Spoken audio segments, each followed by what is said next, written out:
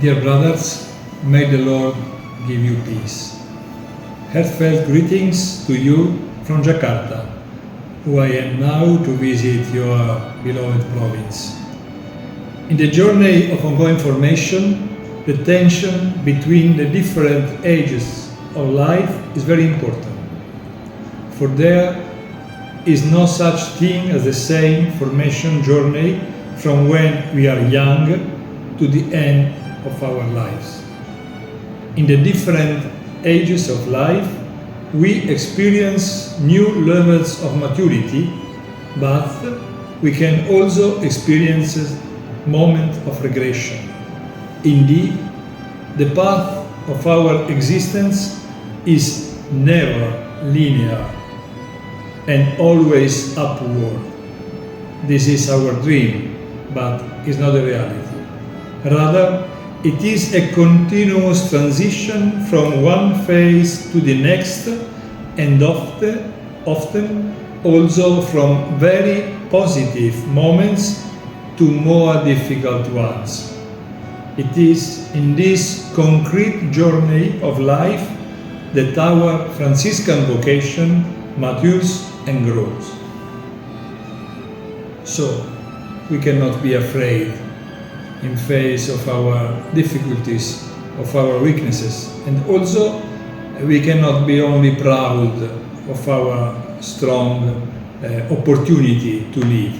We can grow through all this. In our 40s to our 40s years, we have all had our first experiences of fraternal life and mission. The enthusiasm of the beginning gradually has diminished. We have certainly experienced of our first small failures or difficulties, and even disillusionments. No more illusions. At 40 years of age, we are still at a very important time in life, and the temptation to go it alone, to be in control of our lives and our work, is strong. It is a matter of integrating who we are and what we know how to do, as well as our weaknesses and frailties, into what we live as lesser brothers, into the living out of our vocation, what we are and what we are called to become, what we are with our humanity, who we are called to become as lesser brothers. Not to be afraid of what is moving in us, but to live it out of our vocation. I'm thinking in particular in this age of life, in your age of life, of the affective dimension, of relationships with women, of that network of relationships in which pastoral ministry, social work, education, pastoral for education places us. We always need space to listen to each other, to get to know each other better, and to know at this age of life how to deal both the positive in us and the difficulties. We always need space to listen. Also, the silence that we have in us, where God Self is talking for us. 40 years, to the 40 years, is also the time for a review, a relaunch of our life as men and as friars minor. Perhaps a pause, a little sabbatical time, short sabbatical time, to come back into ourselves, or at least some space for this would be useful. Please do it. To return to deeper prayer, not forgetting also the importance of study, of reading, is very important. Many times we say, I don't have time to read, to study. It's not true. we don't like it, but we need it to know our time in the light of the Word of God, and also time to relaunch ourselves in the life of the province issue, in the face of some moments of demotivation that we can always experience. I wish you to live this passage of 40 to the 40 years in this way, and to do so with a joyful spirit and without fear. May the Lord accompany you on your journey, and thank you for responding faithfully to the vocation, to the Franciscan vocation you have received. Thanks so much, brothers, and pace bene.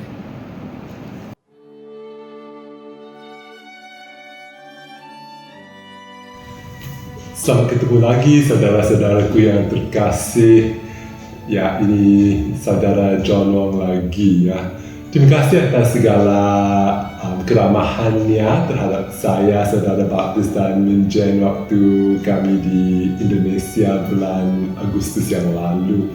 Memang kami senang sekali sempat ketemu dengan saudara-saudara ini dan saudara-saudara yang lain. Jadi saya telah diminta oleh saudara Matius untuk berbicara tentang hal bina lanjut di dalam tarekat kita ini, dan fokus dari pihak pimpinan di Korea ya. Tahun ini kebetulan Minister Jenderal dan Definitoriumnya berkenalan dengan cukup banyak saudara muda sedunia.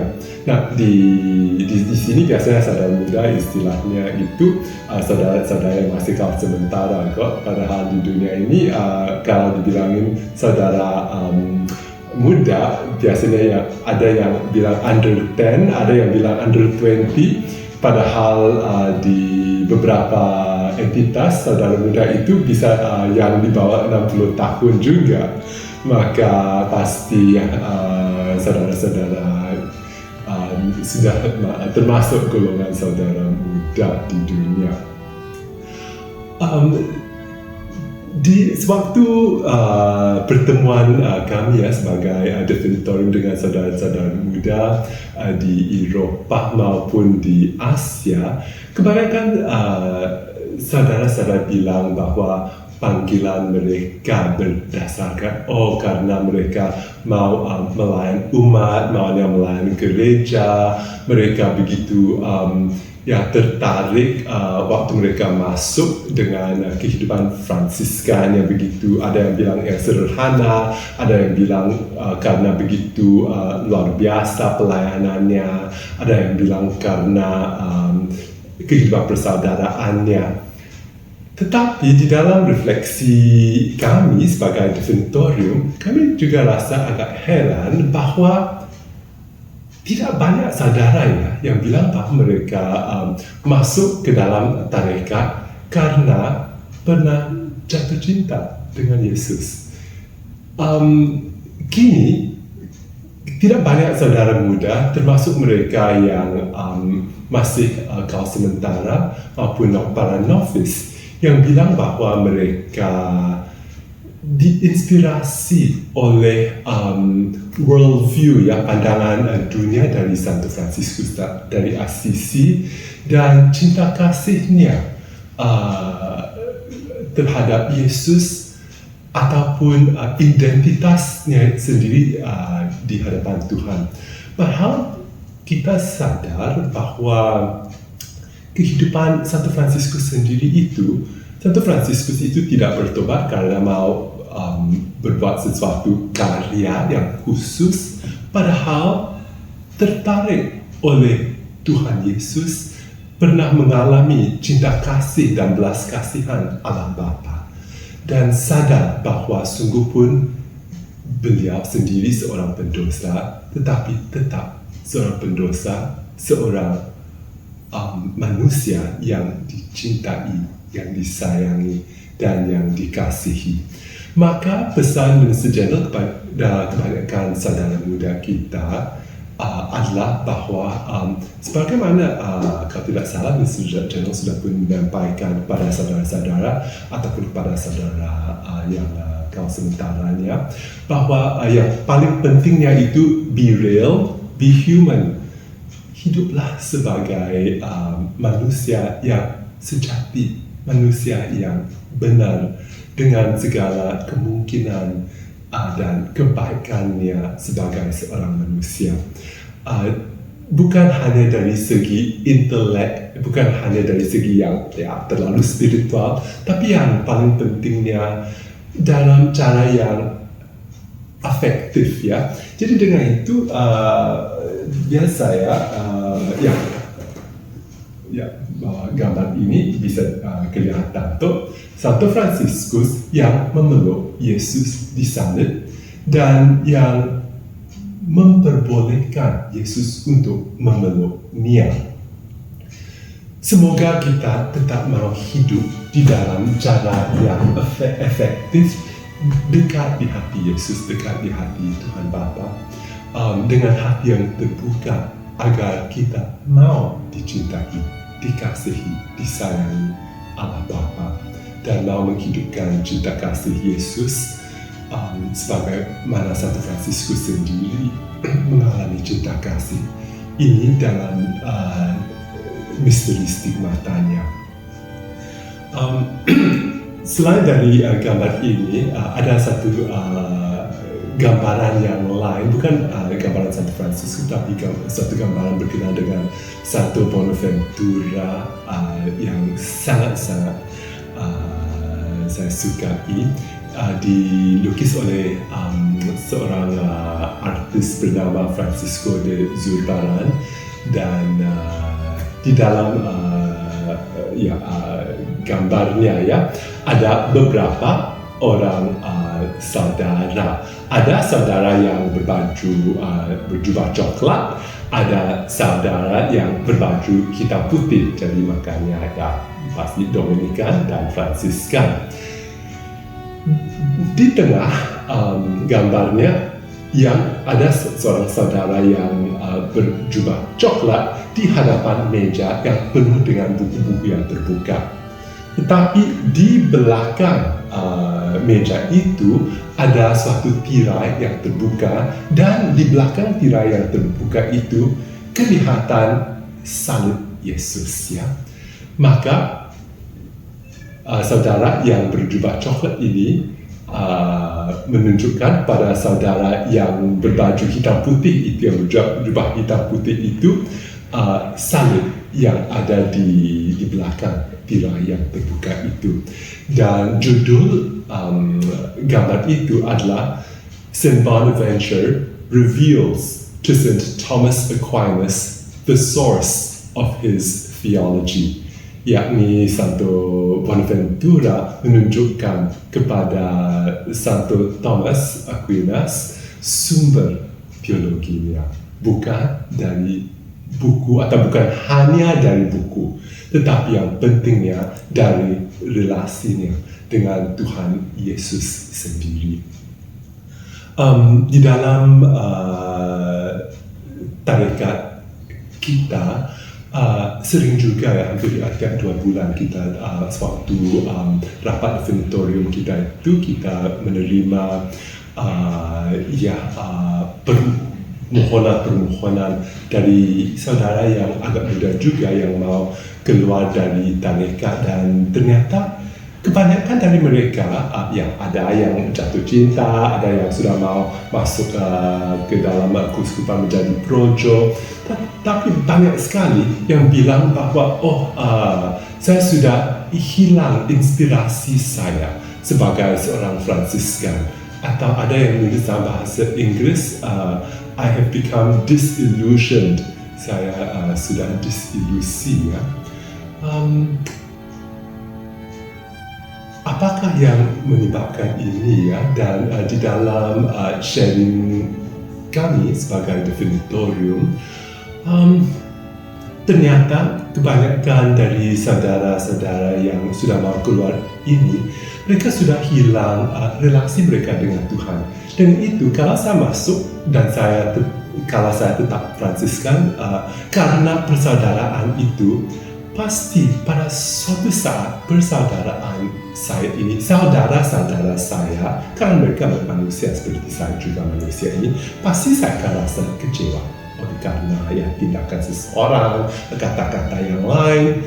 Dan kalau saya masuk dan saya tetap Fransiskan karena saudara-saudara, ya pasti saya akan kecewa. Kalau saya Fransiskan karena saya pernah ada ilusi, bayangan yang kurang benar, yang kurang sempurna, ya pasti ya kalau itu mimpi-mimpi saja yang tidak akan menjadi realitas, pasti mimpi-mimpi itu tidak akan kekal. Yang kekalnya, sebagaimana yang kita tahu dan sebagaimana yang disampaikan Santo Paulus kepada kita, yang kekalnya hanya iman, harapan, dan cinta kasih.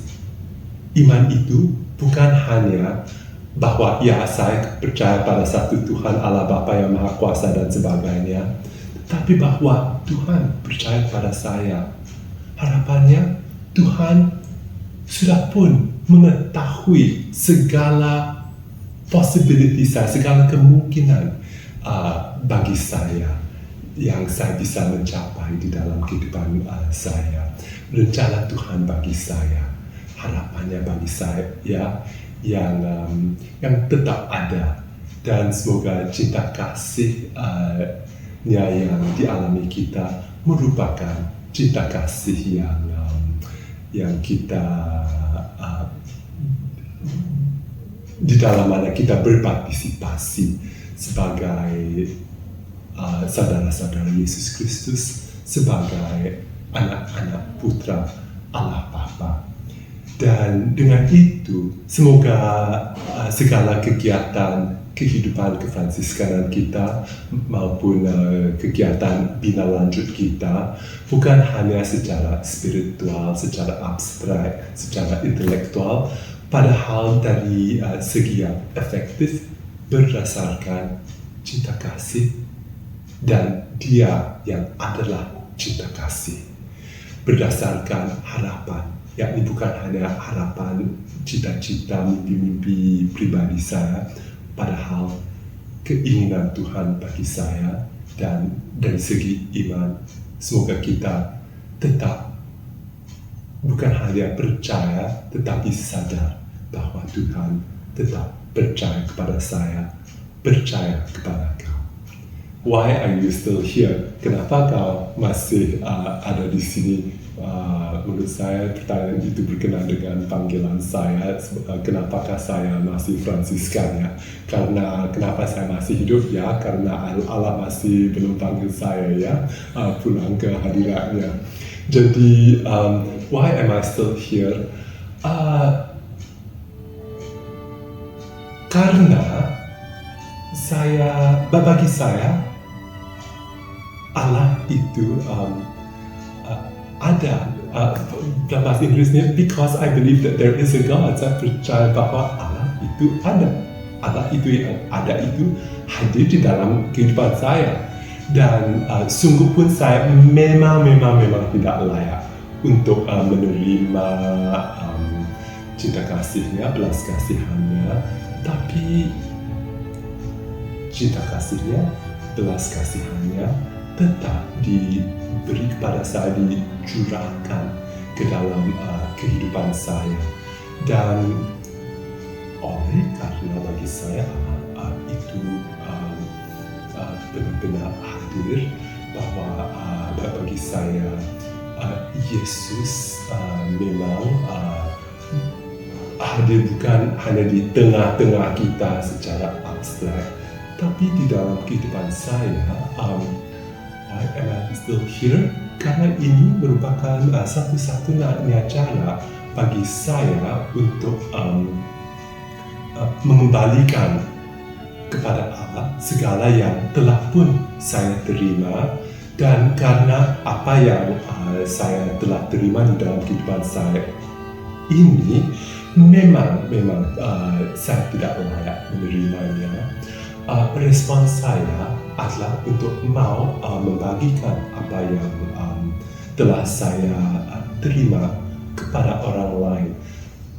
Karena ternyata di dunia kita ini, ternyata di dalam persaudaraan kita juga di mana tempat, begitu banyak orang, begitu banyak saudara-saudari kita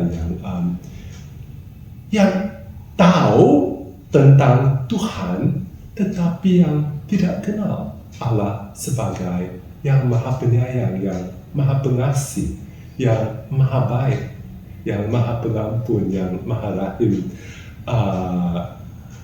Begitu banyak orang kenal adanya agama Kristen itu, adanya gereja Katolik itu, tetapi apakah mereka pernah mengalami Injil sebagai kabar gembira, kabar yang menggembirakan, kabar yang membawa sukacita.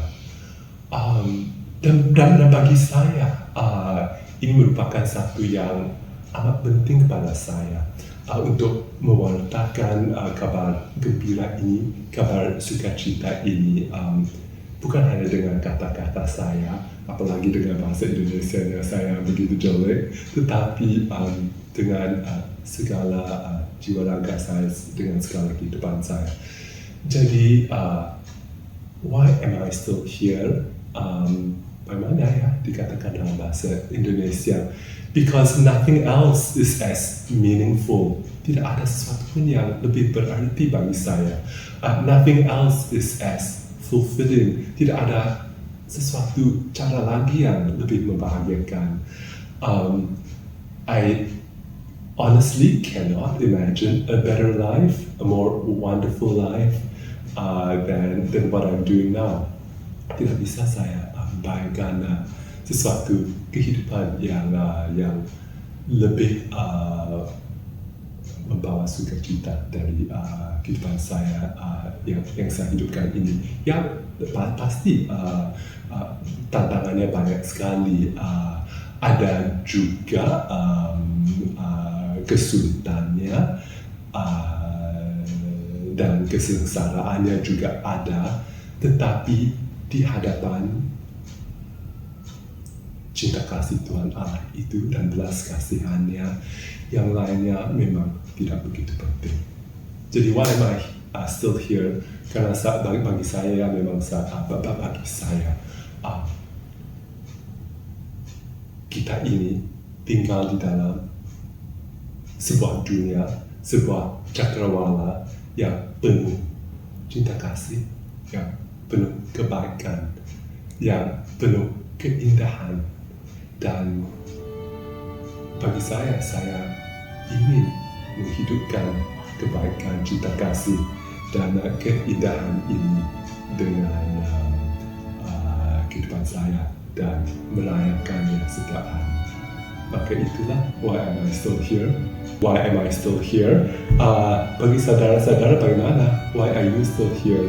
Kenapakah kalian masih ada? Masih hidup? Masih sebagian dari tarekat, dari gereja, dari dari dunia dan cakrawala ini. Apakah artinya iman, harapan, dan cinta kasih, keindahan, kemungkinan, dan kebaikan bagi kalian, bagi kamu?